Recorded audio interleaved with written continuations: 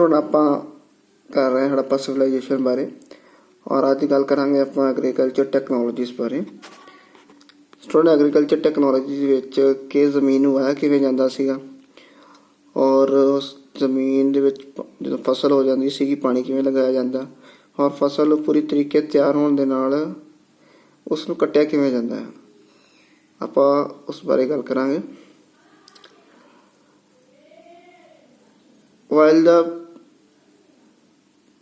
prevalence of the agriculture is indicated by find of grains, it is a more difficult to reconstruction actual agriculture practice where seed broadcast on ploughed land, representations on seal and terracotta sculpture indicates that the bull was known and acknowledged extrapolate from these dead oxen were used for ploughing. Moreover, terracotta models of the plough have been found at sites Cholistan and Banawali Haryana. ਕਹਿੰਦੇ ਕਿ agriculture ਦੇ ਸਾਨੂੰ ਕਾਫੀ indicators ਮਿਲੇ ਆ, ਕਾਫੀ ਅਨਾਜ ਦੇ ਦਾਣੇ ਮਿਲੇ ਆ, ਪਰ ਇਹ ਮੁਸ਼ਕਿਲ ਅੰਦਾਜ਼ਾ ਲਗਾਉਣਾ ਕਿ ਐਗਰੀਕਲਚਰ ਨੂੰ ਵਾਇਆ ਕਿਵੇਂ ਜਾਂਦਾ ਹੋਵੇਗਾ ਔਰ ਇਹ ਜਿਹੜੇ ਬੀਜ ਮਿਲੇ ਆ ਇਹਨਾਂ ਨੂੰ ਕਿਵੇਂ ਲੈਂਡ ਦੇ ਵਿੱਚ ਬੀਜਿਆ ਜਾਂਦਾ ਹੋਵੇਗਾ।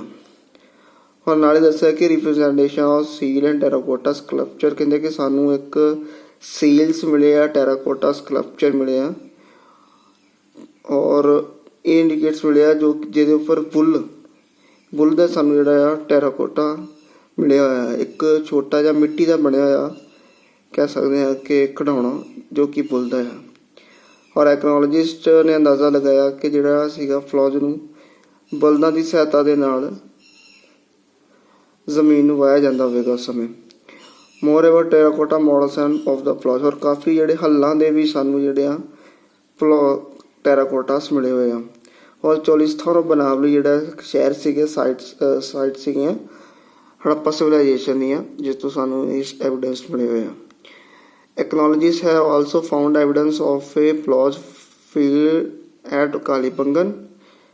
Associated with the early Harappa levels, the field has two sets of fields at right angle of each other, suggests that two different crops were grown together. Ethnologists ਨੂੰ ਜਿਹੜੇ ਪਲੌਜ ਦੇ ਜਿਹੜੇ ਆ ਕਾਲੀਬੰਗਨ ਤੋਂ ਅਵਸ਼ੇਸ਼ ਮਿਲੇ ਸੀਗੇ ਔਰ ਅਰਲੀ ਹੜੱਪਾ ਦੇ ਲੈਵਲ ਦੇ ਵਿੱਚ ਕਹਿੰਦਾ ਕਿ ਜਿਹੜਾ ਜ਼ਮੀਨ ਦੋ ਤਰੀਕਿਆਂ ਦੇ ਨਾਲ ਵੰਡਿਆ ਹੋਇਆ ਸੀਗਾ ਔਰ ਦੋ ਵੱਖਰੇ ਤਰੀਕਿਆਂ ਦੇ ਹੀ ਉੱਥੇ ਫਸਲਾਂ ਬੀਜੀਆਂ ਹੋਈਆਂ ਸੀਗੀਆਂ ਔਰ ਇਕੱਠੀਆਂ ਬੀਜੀਆਂ ਹੋਈਆਂ ਸੀਗੀਆਂ। ਇੱਕ ਜ਼ਮੀਨ ਨੂੰ ਅਲੱਗ-ਅਲੱਗ ਕਰਕੇ ਦੋ ਫਸਲਾਂ ਬੀਜੀਆਂ ਹੋਈਆਂ ਸੀਗੀਆਂ। Archaeologists have also try to identify the tools used for harvesting. Did you Harappa use stones, blade set in wooden handles or did they use metal tools? ਔਰ ਐਕਨੋਲੋਜਿਸਟ ਜਿਹੜੇ ਸੀਗੇ ਖੋਜ ਕਰਨ ਵਾਲੇ ਉਹਨਾਂ ਨੂੰ ਕੁਝ ਟੂਲਸ ਮਿਲੇ ਆ ਜਿਨ੍ਹਾਂ ਤੋਂ ਅੰਦਾਜ਼ਾ ਲਗਾਇਆ ਕਿ ਜਿਹੜਾ ਸੀਗਾ ਫਸਲ ਨੂੰ ਕੱਟਣ ਦੇ ਲਈ ਯੂਜ਼ ਕੀਤਾ ਜਾਂਦਾ ਹੋਊਗਾ ਔਰ ਕੁਝ ਪੱਥਰ ਤੇ ਬਣੇ ਹੋਏ ਆ ਔਰ ਕੁਝ ਕਹਿੰਦੇ ਕਿ ਉਹਦੇ ਜਿਹੜੇ ਪਿੱਛੇ ਹੈਂਡਲ ਸੀਗੇ ਫੜਨ ਦੇ ਲਈ ਜਿਹੜਾ ਸੀਗਾ ਉਹਨੂੰ ਲੱਕੜੀ ਯੂਜ਼ ਕੀਤੀ ਗਈ ਔਰ ਕੁਝ ਲਈ ਮੈਟਲ ਨੂੰ ਯੂਜ਼ ਕੀਤਾ ਗਿਆ।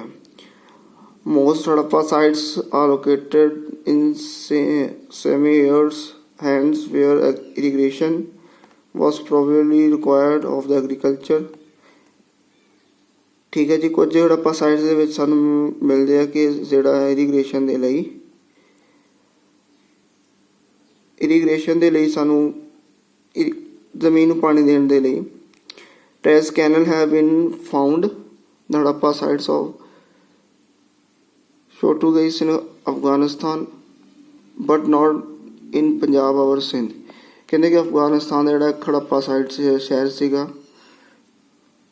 ਪੋਰਤੁਗੀਜ਼ ਉਹਦੇ ਵਿੱਚ ਸਾਨੂੰ ਕੁਝ ਨਹਿਰਾਂ ਦਾ ਨਿਰਮਾਣ ਜਾਂ ਨਹਿਰਾਂ ਦੇ ਅਵਸ਼ੇਸ਼ ਮਿਲਦੇ ਆ। It is possible that Asian canal settle up long ago. It is also likely that water drawn from well was used to irrigation beside water Reserves found in Dholvira may have been used to store water for agriculture.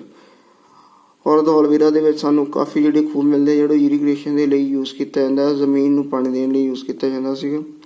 ਔਰ ਅਫਗਾਨਿਸਤਾਨ ਦੇ ਵਿੱਚ ਸਾਨੂੰ ਜਿਹੜਾ ਆ ਕੁਝ ਨਹਿਰਾਂ ਮਿਲਦੀਆਂ, ਪਰ ਪੰਜਾਬ ਔਰ ਸਿੰਧ ਦੇ ਇਲਾਕਿਆਂ 'ਚ ਕੁਝ ਨਹੀਂ ਮਿਲਦਾ।